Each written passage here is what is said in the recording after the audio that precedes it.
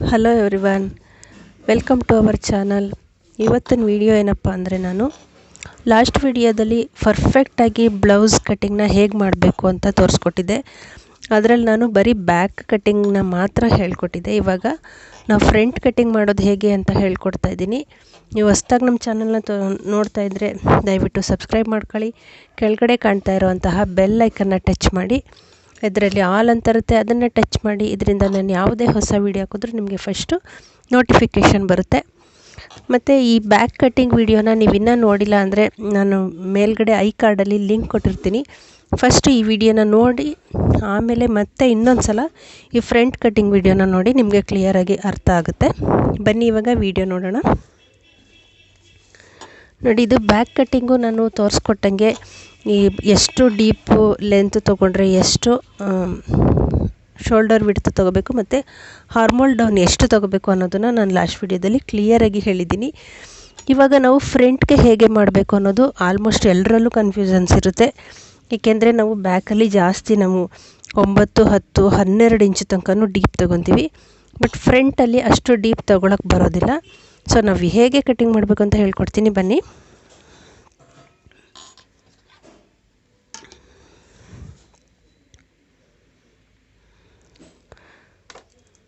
First ಮಾರ್ಜಿನ್ಗೆ ಒಂದು mark ಹಾಕ್ಕೊತಾ ಇದ್ದೀನಿ. ಈ ಸೈಡಲ್ಲೂ ಅಷ್ಟೇ.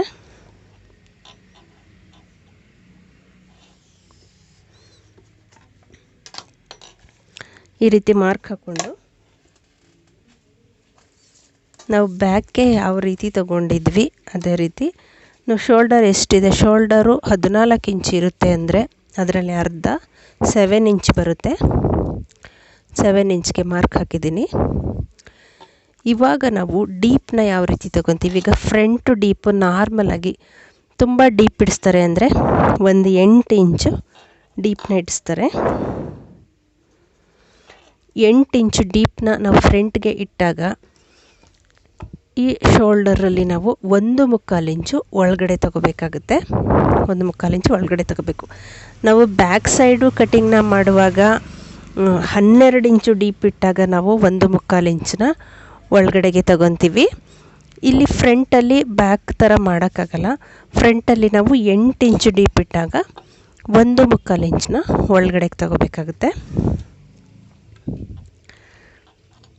ಅಂದರೆ ಇದು ಯಾವ ರೀತಿ ಅಂದರೆ, ನೋಡಿ 1/4 ಇಂಚ್ಗೆ ಮಾರ್ಕ್ ಹಾಕಿದ್ದೀನಿ.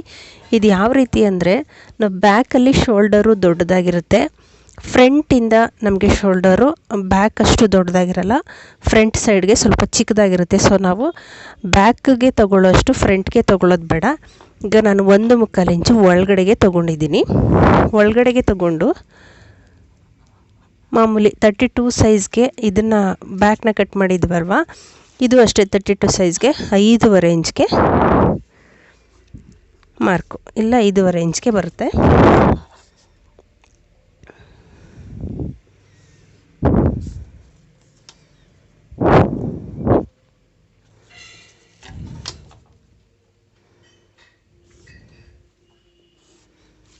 ಇದುವರೆಗೆ ಮಾರ್ಕ್ ಹಾಕ್ಕೊಂಡಿದ್ದೀನಿ.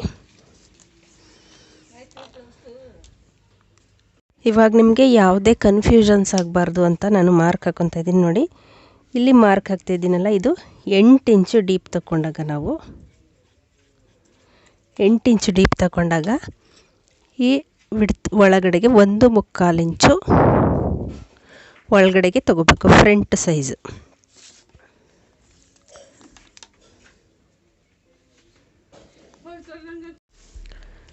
ನೋಡಿ, ಇದು ನಾವು 8 ಇಂಚು ಡೀಪ್ ಇಡ್ತಾ ಇದ್ದೀವಿ ಅಂದಾಗ ಇಲ್ಲಿಂದ ಒಳಗಡೆಗೆ 1/4 ಇಂಚ್ಗೆ ತೊಗೊತೀವಿ. ಇವಾಗ ನಾವು 7.5 ಇಂಚು ಡೀಪ್ ಇಡ್ತಾ ಇರುವಾಗ ನೋಡಿ, ಫ್ರಂಟು 7.5 ಇಂಚ್ಗೆ ಡೀಪ್ ಇಟ್ಟಾಗ ನಿಮಗೆ ಕನ್ಫ್ಯೂಷನ್ ಆಗಬಾರ್ದು, ಮಾರ್ಕ್ ಹಾಕ್ಕೊತೀನಿ. ಇವಾಗ ನಾವು ಇಲ್ಲಿ 1/4 ಇಂಚು ತೊಗೊಂಡ್ವಿ ಅಲ್ವಾ, ಇನ್ನು ಇದನ್ನು ಕಡಿಮೆ ಮಾಡ್ಕೊತ ಹೋಗಬೇಕು. ಇವಾಗ 1/4 ಇಂಚು ಕಡಿಮೆ ಮಾಡಬೇಕಾಗುತ್ತೆ. ನಾವಿಲ್ಲಿ ಡೀಪು ಕಡಿಮೆ ತಗೊಂಡಷ್ಟು ಶೋಲ್ಡರು ಜಾಸ್ತಿ ಆಯ್ತಾ ಹೋಗುತ್ತೆ.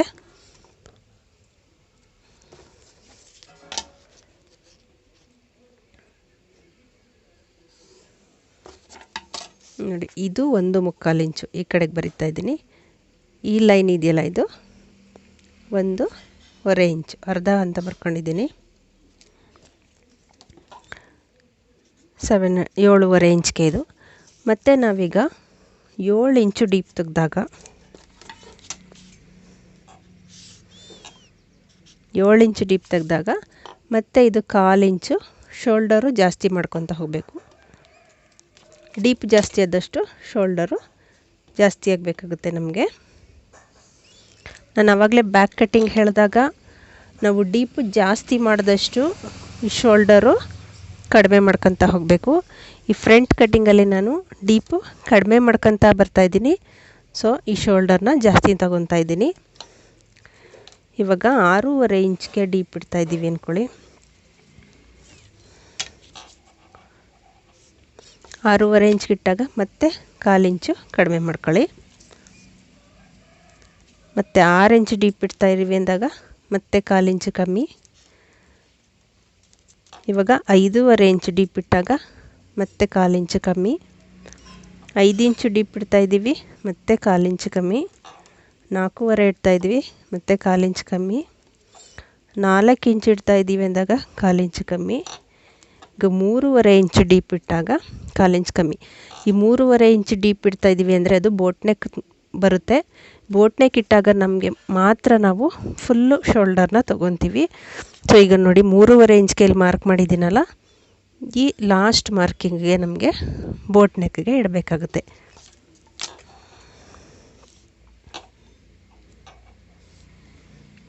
ನಿಮಗೇನೇ ಡೌಟ್ಸ್ ಇದ್ದರೂ ಕಮೆಂಟ್ ಸೆಕ್ಷನಲ್ಲಿ ಕಮೆಂಟ್ ಮಾಡಿ, ನಾನು ರಿಪ್ಲೈ ಮಾಡ್ತೀನಿ ಫ್ರೆಂಡ್ಸ್. ಮತ್ತು ವಿಡಿಯೋ ಇಷ್ಟ ಆದರೆ ಲೈಕ್ ಕೊಡೋದನ್ನು ಮರಿಬೇಡಿ. ನೋಡಿ ಇದು 7 ಇಂಚ್ ಆಯಿತು, ಇದು 6.5, ಇದು 6, 5.5, 5, 4.5, 4, 3.5. ಇನ್ನು 3 ಇಂಚ್ಗೂ ಬೇಕಿದ್ದರೆ ನೀವು ಡೀಪ್ನ ಇಟ್ಕೋಬೋದು. ಆವಾಗ ಇನ್ನು 1/4 ಇಂಚು ಇದನ್ನು ನಾವು ಶೋಲ್ಡರ್ನ ಇನ್ನು 1/4 ಇಂಚು ಜಾಸ್ತಿ ತಗೋಬೇಕಾಗುತ್ತೆ. ನಾವು ಮಾಮೂಲಿ ನಮ್ಮ ಶೋಲ್ಡರ್ ಎಷ್ಟಿದೆ ಅಷ್ಟಕ್ಕೆ ತೊಗೊಂಡಿದ್ದೀವಿ. ಇಲ್ಲಿ ನಾವು ಬೋಟ್ ನೆಕ್ 3 ಇಂಚ್ ಇಟ್ಟಾಗ ಇನ್ನು 1/4 ಇಂಚು ಹೆಚ್ಚಿಗೆ ತೊಗೊಂಡು ಸ್ವಲ್ಪ ಲೂಸ್ ಕೊಡಬೇಕಾಗುತ್ತೆ ಫ್ರಂಟ್ಗೆ. ಇವಾಗ ನೋಡಿ ನಾನು ಎಲ್ಲದಕ್ಕೂ ಈ ಥರ 1/4 ಇಂಚಿಗೆ ಒಂದೊಂದು ಮಾರ್ಕ್ನ ಮಾಡ್ಕೊತಾ ಇದ್ದೀನಿ.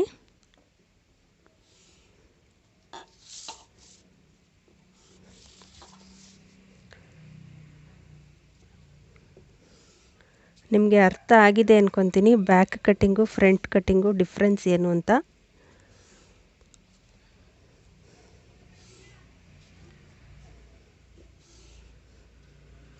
ಇಲ್ಲಿ ನಾನು ಅರ್ಧ ಇಂಚು ಡೀಪ್ಗೂ ತೋರಿಸಿದ್ದೀನಿ ನಾನು. ಇದು 3.5 ಇಂಚು ಡೀಪ್ ಇಟ್ಟಾಗ ನಾವು ಇದು 3 ಇಂಚು, ಇದು 2.5ಗೆ, ಇದು 2, ಇದು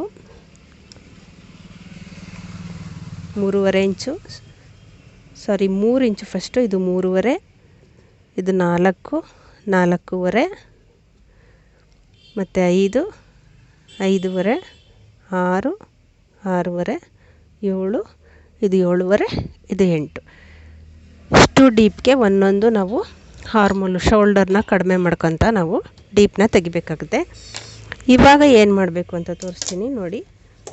ನಾವು ಬ್ಯಾಕ್ ಕಟ್ಟಿಂಗ್ನ ಮಾಡ್ಕೊಂಡಿದ್ವಲ್ಲ, ಆ ಪೀಸ್ನ ತಗೊಳ್ಳಿ. ನಾವು ಈ ಬ್ಯಾಕ್ ಕಟ್ಟಿಂಗ್ನ ಮಾಡಿರೋದು 12 ಇಂಚು ಡೀಪ್ ತೊಗೊಂಡಾಗ ಮಾಡಿರೋವಂಥ ಬ್ಯಾಕ್ ಕಟ್ಟಿಂಗು.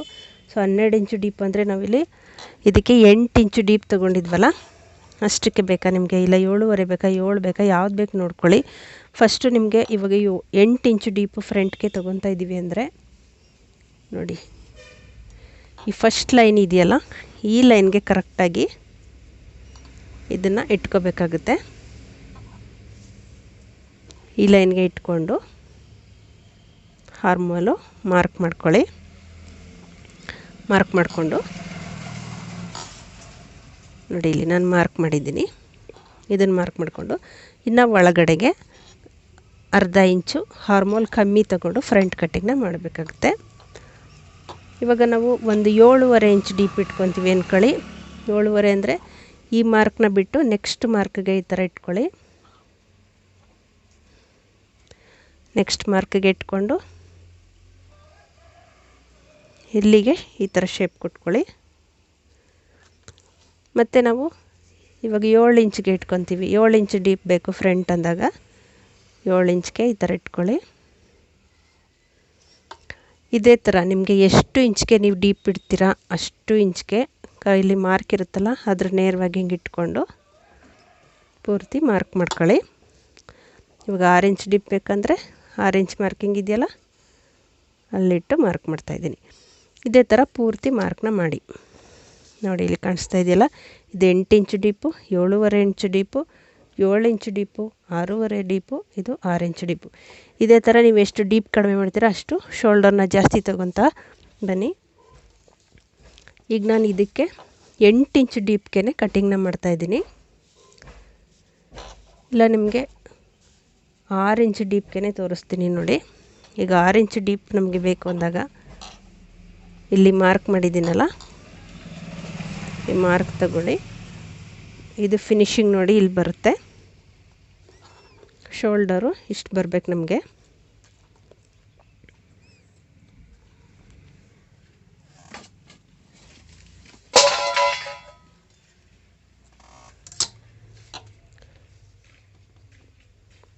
ಆರು ಇಂಚ್ ನೋಡಿ ಎಲ್ಲಿಗೆ ಮಾರ್ಕ್ ಮಾಡಿದ್ದೀವಿ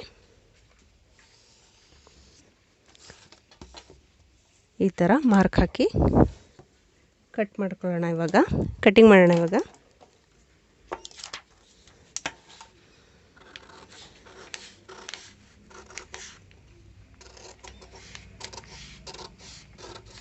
ಈ ಮೆಥಡಲ್ಲಿ ನೀವು ಫ್ರಂಟ್ ಕಟ್ನ ಮಾಡಿದ್ರೆ ಫಿಟ್ಟಿಂಗ್ ತುಂಬ ಚೆನ್ನಾಗಿ ಬರುತ್ತೆ.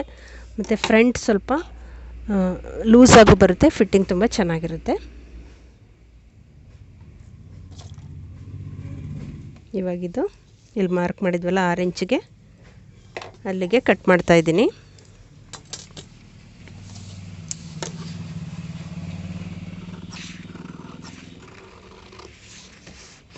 ನಿಮಗೆ ವಿಡಿಯೋ ಇಷ್ಟ ಆಗಿದ್ದರೆ ಲೈಕ್ ಕೊಡೋದನ್ನು ಮರಿಬೇಡಿ. ಹಾಗೆ ನಿಮ್ಮ ಫ್ರೆಂಡ್ಸು ಫ್ಯಾಮಿಲಿ ಮೆಂಬರ್ಸ್ಗೂ ಕೂಡ ನನ್ನ ವಿಡಿಯೋನ ಶೇರ್ ಮಾಡಿ ಫ್ರೆಂಡ್ಸ್. ನೋಡಿ ಇದು ಫ್ರಂಟ್ ಕಟ್ಟಿಂಗ್ ಈ ರೀತಿ ಬರುತ್ತೆ. ಫ್ರಂಟು ನಾರ್ಮಲಾಗಿ ನಮಗೆ ಲೂಸೇ ಬೇಕಾಗಿರೋದ್ರಿಂದ ಇಷ್ಟಿಟ್ಕೊಂಡಿದ್ದೀನಿ. ಇದು ಎಕ್ಸ್ಟ್ರಾ ಮಾರ್ಜಿನು. ನಿಮಗೆ ಎಕ್ಸ್ಟ್ರಾ ಮಾರ್ಜಿನ್ 2 ಇಂಚ್ ಇಟ್ಕೊಳ್ಳಿ.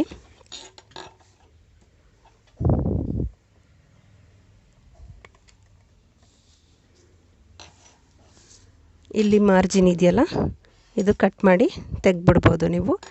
ಇಷ್ಟಕ್ಕೆ ಫಿನಿಶಿಂಗ್ ಬರೋ ಥರ ಮಾಡ್ಕೊಳ್ಳಿ.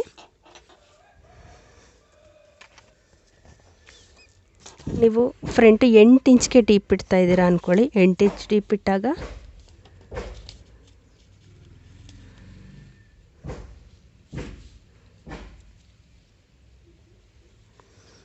ನಾವು 8 ಇಂಚ್ ಡೀಪ್ ಇಟ್ಟಾಗ ಏನು ಮಾಡಬೇಕಂದ್ರೆ ನೋಡಿ ಇಷ್ಟು ಇಲ್ಲಿಗೆ ಇಟ್ಕೋಬೇಕು. ಇದನ್ನು ಈ ಶೋಲ್ಡರು ಈ ಕಡೆಗೆ ಜಾಸ್ತಿ ಬರುತ್ತೆ, ಆ ರೀತಿ ಮಾಡ್ಕೋಬೇಕಾಗುತ್ತೆ.